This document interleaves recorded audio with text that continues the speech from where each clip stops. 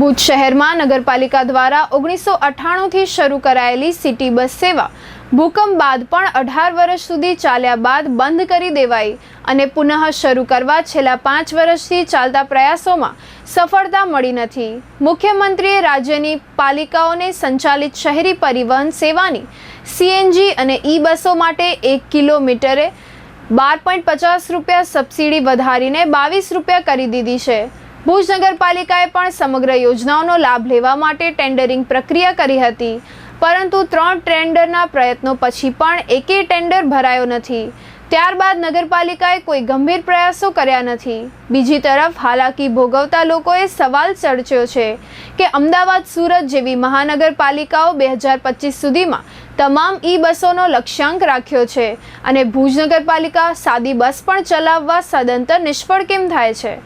Bhuj 5 kilometre વિસ્તારમાંથી વિકસિત થઈને 56 કિલોમીટરમાં પ્રસરી ગયો છે, એટલે સિટી બસ શરૂ થાય તો લોકોને પણ રાહત મળે, વિદ્યાર્થીઓ અને સિનિયર સિટીઝનના લોકોને પણ હાલાકી ન ભોગવવી પડે। ફરી સિટી બસ શરૂ કરવા માંગ ઉઠી છે। ભુજ નગરપાલિકામાં અમુક વર્ષો પહેલા સિટી બસ ચાલુ હતી, પણ કોઈ પણ કારણોસર જે તે વખતે બંધ કરવામાં આવેલી હતી એજન્સી દ્વારા। છેલ્લા લગભગ 3 વર્ષમાં ભુજ નગરપાલિકા દ્વારા 3 વખત સરકારશ્રીના નિયમો મુજબ ટેન્ડર કરવામાં આવ્યું હતું સિટી બસ ચાલુ કરવા માટે, પણ કોઈ પણ એજન્સી અહીં સિટી બસની કામગીરી કરવા માટે ટેન્ડર ભરેલું નથી।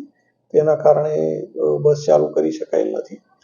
જૂની એજન્સીનો પણ સંપર્ક કરવામાં આવ્યો છે અને તેમને સમજૂત કરી અને સરકારશ્રીના નોર્મ્સ મુજબ જો તે તૈયાર થતા હોય કામગીરી કરવા માટે તો ટેન્ડરની શરતો તે મુજબ એકોમોડેટ કરી અને એ કામગીરી ચાલુ કરવા માટેના પ્રયાસો કરવામાં આવી રહેલા છે। સરકારશ્રી દ્વારા હવે સીએનજી અને ઇલેક્ટ્રિક બસનો જ આગ્રહ રાખવામાં આવે છે, એટલે પહેલા જે અગાઉના સમયમાં જે ડીઝલની બસ હતી તે મુજબ કામગીરી કરી શકાશે નહીં અને સરકારની જે સૂચનાઓ છે ગ્રીન સિટી માટેની તે અનુસાર જ કામગીરી કરવામાં આવશે।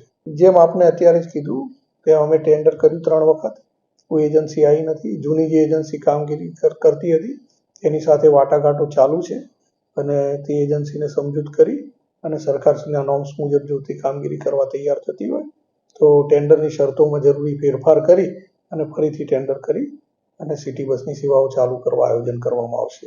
દરમિયાન ભુજ ડેવલપમેન્ટ કાઉન્સિલના પ્રમુખ શ્રી અવનીશભાઈ ઠક્કરની સાથે વાત કરતા જણાવ્યું હતું કે આ અંગે નગરપાલિકા અને ધારાસભ્યશ્રીને અનેક વખત રજૂઆત કાઉન્સિલ દ્વારા કરવામાં આવી છે, પણ હજુ સુધી ભુજને સિટી બસ સેવા મળવા પામી નથી। ખરેખર ભુજને સિટી બસ સેવાની તાતી જરૂર છે। ભુજ ડેવલપમેન્ટ કાઉન્સિલ વતી પણ અમે રજૂઆતો કરી છે। ખાસ કરીને અત્યારે જ્યારે નવી ટ્રેન સવારે 5 વાગ્યાની ચાલુ થઈ છે, જે અત્યારના રિપોર્ટ પ્રમાણે લોકોમાં ખૂબ જ એનો ઉપયોગ થઈ રહ્યો છે, ત્યારે શહેરથી રેલવે સ્ટેશન જવા માટે પણ કંઈક વ્યવસ્થા તાત્કાલિક ધોરણે કરવાની અતિ જરૂર છે।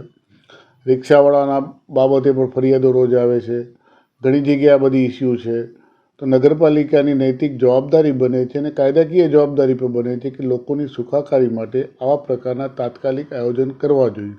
અને ખાસ કરીને જ્યારે ભૂતકાળમાં એમણે ચલાવી છે, અનુભવ છે, તો સકારાત્મક રીતે આગળ આવવું જોઈએ અને ભુજ માટે આ સેવા ચાલુ કરવી જોઈએ।